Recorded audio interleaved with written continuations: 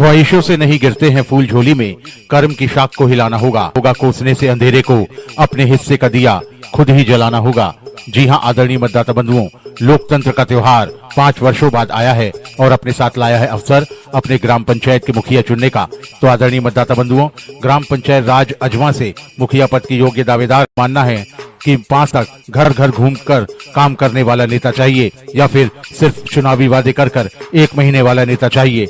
अब फैसला आपके ऊपर है, क्योंकि आप जानते हैं जुझारू कर्मठ महिला उम्मीदवार हैं, आपकी अपनी चिर परिचित, सुख दुख की साथी, जन जन की हितैषी हैं, विकास के लिए संकल्पित है। धर्म का नहीं मानवता धर्म हमारा है, जाति धर्म का भेद नहीं मानवता धर्म हमारा है, झूठा वादा कोई नहीं बस विकास हमारा नारा है। धरती सुनहरी अंबर नीला हर मौसम रंगीला, ऐसा देश है मेरा, हो ऐसा देश है मेरा, ऐसा देश है मेरा, हाँ ऐसा देश है मेरा।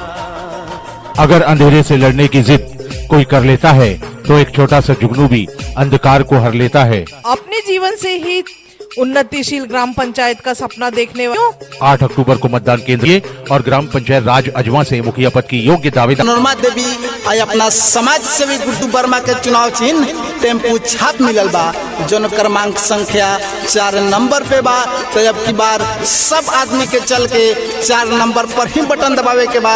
आई अपना मनोरमा देवी गुड्डू भैया के भारी से भारी मत से विजयी बनावे के बा, भारी से भारी मत से विजयी बना के अपन मुखिया चुने के बा।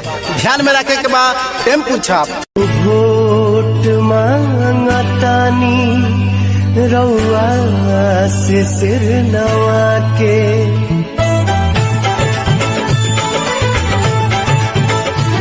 एगो वोट मांगतानी रउआ से सिर नवा के, एगो वोट मांगतानी रउआ से सिर नवा के। वादा नहीं विकास करेंगे, साथ दीजिए काम करेंगे। जी हाँ साथियों, हम आपसे कोई वादा नहीं करेंगे, हम केवल आपका जनमत और आपका विश्वास चाहते हैं।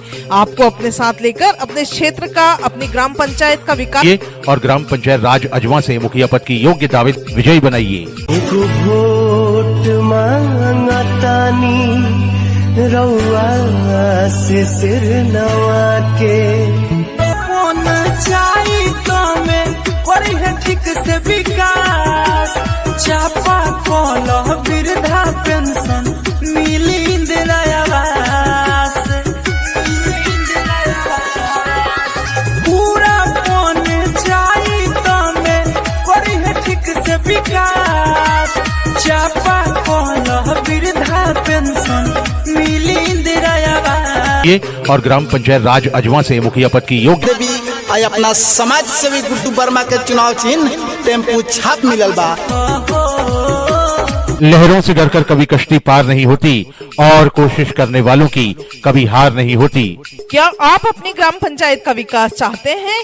आपने भी ग्रीन पंचायत और क्लीन पंचायत का सपना देखा है, आप भी अपने क्षेत्र का चहुमुखी विकास चाहते हैं, तो अब देवी आई अपना समाज सेवी गुड्डू वर्मा के चुनाव चिन्ह टेम्पू छाप मिलल बा, जो क्रमांक संख्या 4 नंबर पे बा। तो अब की बार सब आदमी के चल के 4 नंबर पर ही बटन दबावे के बा। आई अपना मनोरमा देवी गुड्डू भैया के भारी से भारी मत से विजयी बनावे के बा, भारी से भारी मत से विजयी बना के अपन मुखिया चुने के बा। ध्यान में रखे के बा टेम्पू छाप। चाची तू करी कहा हो, हमके जीता दो चाची अब की चुनाव हो। ए चाची केहू के ना चाची तू करी कहा हो, हमके जीता दो चाची अब की चुनाव हो। कर भरोसा एक बार हो, राखी लजिया मार हो, सब केहू के बतई हो, जाके मोहर लगई हो। टेम्पू छाप।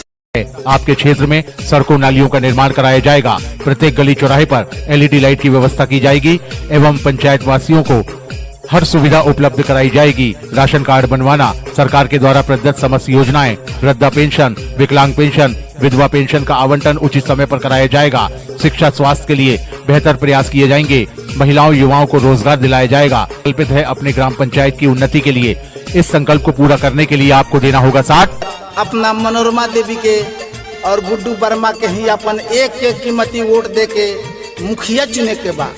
तो ध्यान देवे के बा, यहाँ के चुनाव चिन्ह बा टेम्पू छाप टेम्पू छाप टेम्पू छाप। मनोरमा देवी के जितई है कहतनी चाची हाथ जो, गुड्डू भैया के जितई है कहतनी चाचा हाथ जो।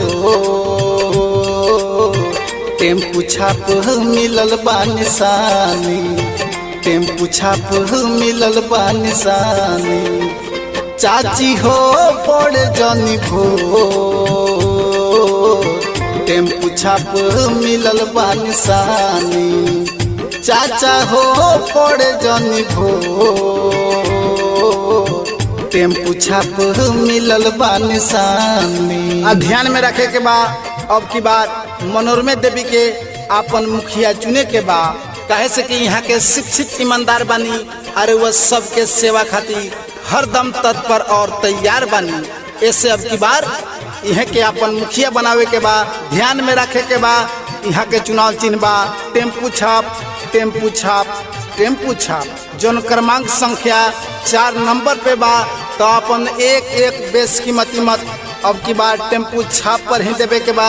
आई अपना मनोरमा देवी के भारी से भारी मत से विजयी बनावे के बा। भारी से भारी मत से विजयी बनावे के बा। क्यों पड़े हैं चक्कर में, कोई नहीं है टक्कर में। क्यों पड़े हैं चक्कर में, कोई नहीं है टक्कर में। संघर्षों में जो पलते हैं इतिहास वही बदलते हैं। संघर्षों में जो पलते हैं इतिहास वही बदलते हैं। संघर्षों में जो पलते हैं इतिहास वही बदलते हैं। संघर्षों में जो पलते हैं